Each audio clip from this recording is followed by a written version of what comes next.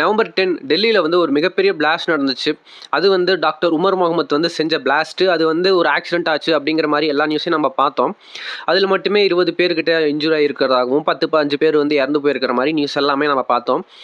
இது எல்லாத்தையோட லிங்க் பண்ணி இதை யார் பண்ணாங்க அப்படிங்கிற ஒரு இன்ஃபர்மேஷன் வந்துச்சு. பேசிக்காக இந்த டெரர் குரூப் யாருக்கு வந்து இதுக்கான பொறுப்பு எடுத்துக்கிட்டாங்க அப்படின்னு பார்த்தீங்கன்னா ஜெய்ஷ் இ முகமது அப்படிங்கிற ஒரு டெரரிஸ்ட் குரூப் தான். இவங்க ஆல்ரெடி என்னென்ன அட்டாக்லாம் பண்ணியிருக்காங்க அப்படின்னு பார்த்தோன்னா ப்ரீவியஸாக அவங்க இந்தியா மேலே அட்டாக் பண்ணுறதையும் ப்ளீட் பாரத் அப்படிங்கிற ஒரு நோக்கத்தை வச்சுக்கிட்டும் ஜிகாதீஸ் அப்படிங்கிற மாதிரி சொல்லிட்டு இவங்கலாம் இருக்காங்க. இதோட லீடர் யாருன்னு பார்த்தீங்கன்னா மசூத் அசார். ஓகேவா, பகல்காம் அட்டாக்ல வந்து பண்ணாங்க. அதுக்கு நம்ம பதிலடியாக வந்து ஆப்ரேஷன் சிந்தூர் பண்ணோம். அதில் வந்து நம்ம பாகிஸ்தானுக்குள்ளே போய் இவங்க இருக்கக்கூடிய இடத்துல பேஸை நம்ம வந்து அட்டாக் பண்ணோம். அதில் வந்து என்ன சொல்லப்படுது அப்படின்னு பார்த்தீங்கன்னா மசூத் அசார் இருக்கார்ல, இந்த ஜேஇஎம் அப்படிங்கிற ஜெய்ஷ் இ முகமது டெரர் குரூப்போட ஃபவுண்டர், அந்த ஆளோட ரிலேட்டிவ்ஸ் எல்லாம் ஒரு 10-15 பேர் வந்து இறந்து போயிருக்காங்க. அதுலேயும் வந்து இந்த ஆளுக்கு ஒரு தங்கச்சி இருக்கான்.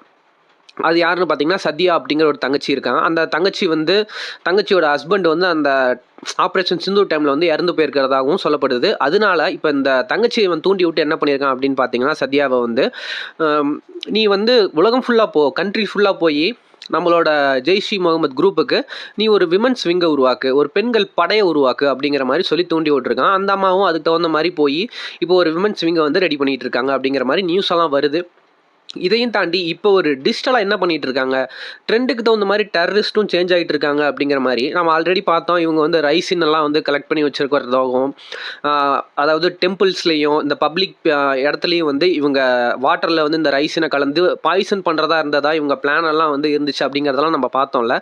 அதையும் தாண்டி இன்னொரு விஷயம் என்ன பண்ணிகிட்டு இருக்காங்க, இந்த டெரர் குரூப்ஸ்க்கெல்லாம் ஃபண்ட் எங்கேருந்து வருது, இவங்க இந்த மாதிரியெல்லாம் வந்து மறைமுகமாக ஒரு கேம்பஸ்குள்ளே அல்ஃபலா யூனிவர்சிட்டிக்குள்ளே ஒரு டாக்டராக இருக்காங்கன்னா டாக்டர் படிக்கிறதுக்கு என்னவா இருக்கும், அந்த டாக்டருக்கு தாண்டி இவங்க என்னென்ன விஷயங்கள் பண்ணுறாங்க, அதுக்கெல்லாம் ஒரு ஃபினான்ஷியல் சப்போர்ட் வேணும்ல. அதுவும் டெல்லி மாதிரி ஒரு ஏரியாக்குள்ளே இருக்கிறதுக்கு கண்டிப்பாக ஒரு ஃபினான்ஷியல் சப்போர்ட் எல்லாமே வேணும். இவங்க வந்து பாம் ரெடி பண்ணுறதா இருக்கட்டும், இவங்க ஒரு எப்படி சொல்கிறது மறைமுகமாக அவங்க ஐடென்டிட்டியை மறைச்சு வாழ்கிறதா இருக்கட்டும், ஒரு கார் வாங்குறதா இருக்கட்டும், ஒரு 30-32 இடத்துல கார் பிளாஸ்ட் பண்ணுறதா சொல்லி அந்த 30 கார்லேயும் வந்து பிளாஸ்ட்டுக்கான மெட்டீரியல்ஸ் எல்லாம் ரெடி பண்ணி வச்சுருந்தாங்க அப்படிங்கிறதெல்லாம் நம்ம பார்த்தோம்ல. அதெல்லாம் வாங்குறதுக்கு இவங்களுக்கு சப்போர்ட் எங்கேருந்து வருது, அந்த ஃபண்டிங் எங்கேருந்து வருது, இந்த மாதிரி ஜெய்ஷ் இ முகமது அப்படிங்கிற குரூப்புக்கு நிறையா டெரரிஸ்ட் குரூப் இருக்குது. அதுக்கு நிறையா விதமான ஃபண்டெல்லாம் வரும். லைக் பாகிஸ்தானில் ஐஎஸ்ஐலேருந்து நிறையா வரும் அப்படிங்கிறதெல்லாம் பார்த்துருக்கோம். இந்த ஜெய்ஷ் இ முகமதுக்கு ஃபண்டு இப்போ எப்படி ரெடி பண்ணிகிட்டு இருக்காங்க அப்படின்னு பார்த்தீங்கன்னா, இப்போ கரண்ட்டாக வந்து இவங்க டிஜிட்டலாக வந்து ட்ரான்ஸ்ஃபர் ஆகிட்டாங்க. லைக் டிஜிட்டல் இந்தியா அப்படிங்கிற மாதிரி இவங்க டிஜிட்டல் ஜெய்ஷ் இ முகமது தான் இவங்க சேஞ்ச் ஆகிட்டு இருக்காங்க. அதில் என்ன பண்ணிகிட்டு இருக்காங்க அப்படின்னு பார்த்தீங்கன்னா, டிஜிட்டல் பிளாட்ஃபார்ம்ஸ்லாம் இருக்குல்ல, இப்போ நம்ம வந்து ஃபோன்பே யூஸ் பண்ணுறோம், பேடிஎம் யூஸ் பண்ணுறோம், கூகுள் பே யூஸ் பண்ணுறோம். அதில் வந்து நம்மளுக்கு தேவைன்னா வந்து இப்போ சம்பளம் போட்டு விடுற மாதிரி இவங்க வந்து ஈஸியாக ட்ரான்ஸ்ஃபர் பண்ணிக்கிறாங்க. அதே மாதிரி இவங்க என்ன பண்ணிகிட்டு இருக்காங்க, பாகிஸ்தான் பேஸ்டு ஒரு ஆப்பெல்லாம் இருக்குது. அதுக்கு என்னென்ன ஆப் பேர்லாம் சொல்கிறாங்கன்னு பார்த்தீங்கன்னா ஈஸி பைசா, அதுக்கப்புறம் வந்து சதாபே, SADAPAY அப்படிங்கிற ஆப்பெல்லாம் இருக்குது. இந்த மாதிரி ஆப்பெல்லாம் வச்சுக்கிட்டு அவங்க அது மூலமாக வந்து நிறையா சோர்ஸஸ் இருந்து வேறு சோர்ஸஸ், அது வேறு நாட்டில் கூட இருக்கலாம், வேறு ஒரு காண்டினென்ட் எங்கேருந்து வேணால் வரலாம். ஓகேவா, அந்த மாதிரி இடத்துல இருந்து ஃபனல் பண்ணிகிட்டு இருக்காங்க. இந்த டெரரிஸ்ட் குரூப்புக்கு தேவையான விஷயத்தை வந்து ஃபண்டிங்கை பேசிக்காக வாங்குறது வந்து வேறு சோர்ஸஸ் இருந்து இந்த டிஜிட்டல் பிளாட்ஃபார்ம்ஸ் மூலமாக வந்து ஃபண்ட் பண்ணிகிட்டு இருக்காங்க. இதில் மட்டுமே எவ்வளோ வந்திருக்கு அப்படிங்கிற மாதிரி ஒரு குத்து மதிப்பாக எவ்வளோ சொல்கிறாங்க அப்படின்னு பார்த்தீங்கன்னா, இந்தியன் ருபீஸ் பிரகாரம் கிட்டத்தட்ட 400 கோடி, எக்ஸாக்டாக சொல்ல போனால் 391 கோடி ரூபாய் இது வரைக்கும் ஃபனல் பண்ணியிருக்காங்க. இந்த ஃபண்டிங் வந்து நடந்திருக்கு அப்படிங்கிற மாதிரி சொல்லப்படுது. இது எல்லாத்தையும் வந்து என்ன ப்ரூஃப் இருக்குது அப்படின்னு கேட்டிங்கன்னா, இன்டெலிஜென்ஸ் ரிப்போர்ட்டில் வந்து சொல்லப்பட்டிருக்கு. லைக் இந்தியன் இன்டெலிஜென்ஸ் வந்து சொல்லியிருக்காங்க. இதுக்கு எந்த ஒரு கவர்மெண்ட்டோட ப்ரூஃபோ இல்லை எந்த ஒரு கோர்ட் கேஸ் நடக்குதா இல்லை ஏதாச்சும் ஒரு இன்டர்நேஷ்னல் ஏஜென்சி சொல்லியிருக்கா அப்படின்னு கேட்டிங்கன்னா இல்லை. பட் இந்தியன் இன்டெலிஜென்ஸ் ஏஜென்சி வந்து NDTVயில் வந்து சொல்லியிருக்கு. அதை NDTV வந்து ரிப்போர்ட் பண்ணியிருக்காங்க அப்படிங்கிற மாதிரி இருக்குது. நீங்கள் நியூஸில் போய் பார்த்தீங்கன்னாலும் NDTVலையும் சரி நிறையா நியூஸில் வந்து கண்டிப்பாக இருக்கும். ஹிந்துவாக இருக்கட்டும், இந்த மாதிரி இன்டர்நேஷ்னலி ரெப்யூட்டடாக இருக்கக்கூடிய எல்லா நியூஸ் பேப்பர்லேயும் இதை பற்றி போட்டிருக்காங்க. பட் எந்த ஒரு இன்டர்நேஷ்னல் ஏஜென்சியோ யாருமே வந்து இதை பற்றி பேசலை. ஸோ நம்ம டாபிக் வரலாம். இந்த ஈஸி பைசாவாக இருக்கட்டும், சதாபேவாக இருக்கட்டும், இதில் மட்டுமே 390 கோடி, அதாவது 391 கோடி வந்து ஃபனல் பண்ணியிருக்காங்க. ஃபண்டிங் வந்து நடந்திருக்கு அப்படிங்கிற மாதிரி சொல்கிறோம்ல இந்த ஜெய்ஷ் இ முகமதுக்கு.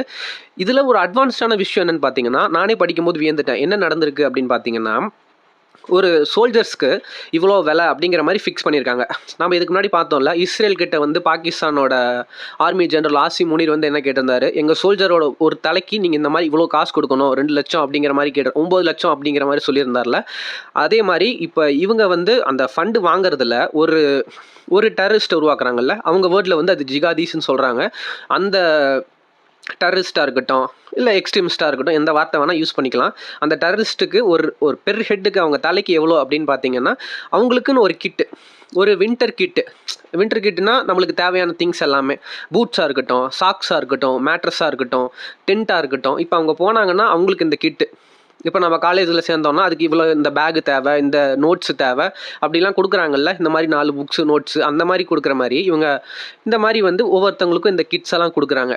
யோசிச்சு பாருங்கள், இது எந்த அளவுக்கு ஒரு அட்வான்ஸ்டாக இவங்க போயிட்டுருக்காங்க.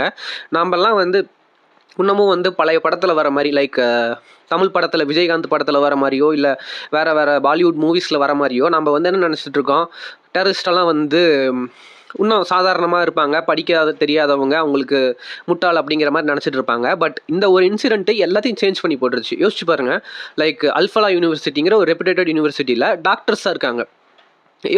டாக்டர்ஸாக இருக்காங்க எல்லாருமே. கிட்டத்தட்ட அவங்க, அதாவது இந்த பிளாஸ்ட் நடந்ததுக்கப்புறம் அந்த அல்ஃபலா யூனிவர்சிட்டியில் 10 பேர் இப்போ வரைக்கும் காணாமல் போயிட்டாங்க. 10 பேர் காணாமல் போயிருக்காங்கன்னா சஸ்பீசியஸ், சொல்லப்போனால் அது மிஸ்ட்ரியாக இருக்குது. ஏன் அந்த 10 பேர் போனாங்கன்னு தெரில. இதோட அதை லிங்க் பண்ணி இப்போ பார்த்துட்டு இருக்காங்க, இன்வெஸ்டிகேஷன்லாம் போயிட்டுருக்கு. ஓகேவா? அதில் வந்து டாக்டர் சஹீனா சயீதுங்கிற ஒரு பொண்ணு இருக்காங்க, அது ஒரு லேடி, ஒரு டெரரிஸ்ட். அவங்க வந்து மாட்டியிருக்காங்க. அவங்களோட கோட் நேம் என்ன அப்படின்னு பார்த்தீங்கன்னா மேடம் சர்ஜன் அப்படிங்கிற மாதிரி சொல்லியிருக்காங்க. இந்த விஷயத்துக்கு அவங்க வச்சுருந்த கோட் நேம். இந்த மாதிரி ஏகப்பட்ட விஷயம் ஃபுல்லாக அட்வான்ஸ்டாக போயிட்டுருக்கு.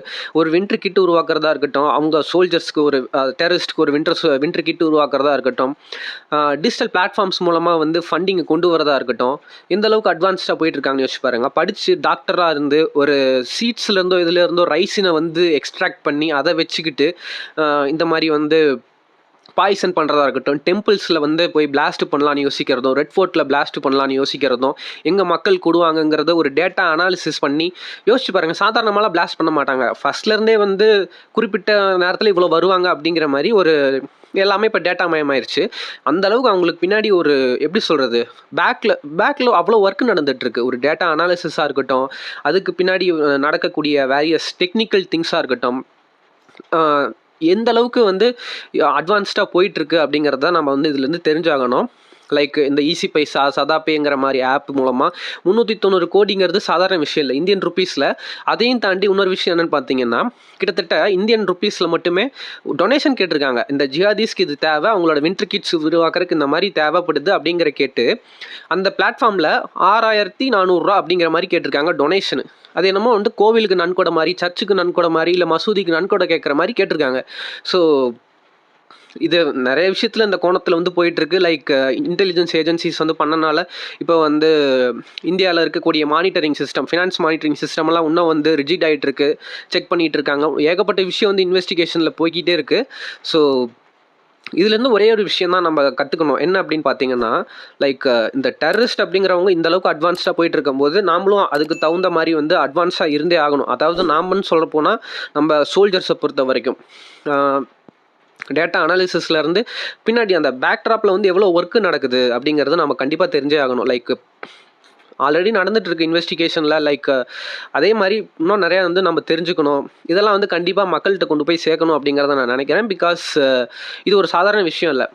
ஏன்னா டெல்லியில் அவங்களுக்கு நடந்தது, நாளைக்கு யாருக்கு வேணால் நடக்கலாம். இது எதுக்காக இந்த ஃபண்டு பண்ணிகிட்டு இருக்காங்க, ஃபனல் ஆகிட்டுருக்கு இந்த மாதிரி சோர்ஸஸ் அப்படின்னு பார்த்தீங்கன்னா, இன்னும் நிறையா டெரரிஸ்ட் அட்டாக்கை வந்து இந்தியா மேலே பண்ணுறக்காக கிட்டத்தட்ட 10 அட்டாக் 12 அட்டாக்கை வந்து ரெடி பண்ணி வச்சுட்டு இருக்காங்க. யோசிச்சு பாருங்கள், அன்றைக்கே வந்து அட்டாக்ல வந்து ஹரியானா வந்து ஒரு டிக் இருந்துச்சு. ஹரியானாவாக இருக்கட்டும், லக்னோ, இந்த மாதிரி ஏகப்பட்ட பிளேசஸ் இருந்துச்சு. லைக் டெல்லியிலே இன்னும் 2-3 இடம், ஏகப்பட்ட ஜம்மு அண்ட் காஷ்மீரில் சில பிளேசஸ்ஸு, இந்த மாதிரி ஏகப்பட்ட இடத்துல வந்து இவங்க வைக்கிறதா வந்து பிளான் பண்ணிகிட்டு இருக்காங்க. ஸோ இதை பற்றி உங்கள் வியூ என்ன அப்படிங்கிறத கீழே கமெண்ட் பண்ணுங்கள். And bye guys, let's see.